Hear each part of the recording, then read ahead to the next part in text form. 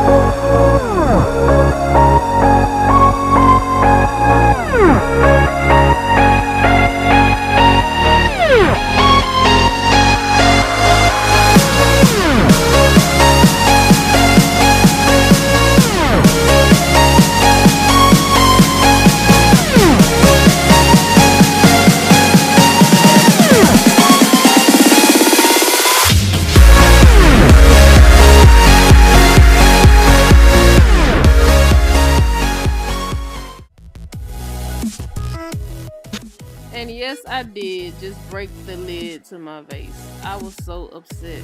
But lucky enough, the only thing that popped off was the very top portion of the lid, so I was able to glue it back down, and you can't even tell it's broken.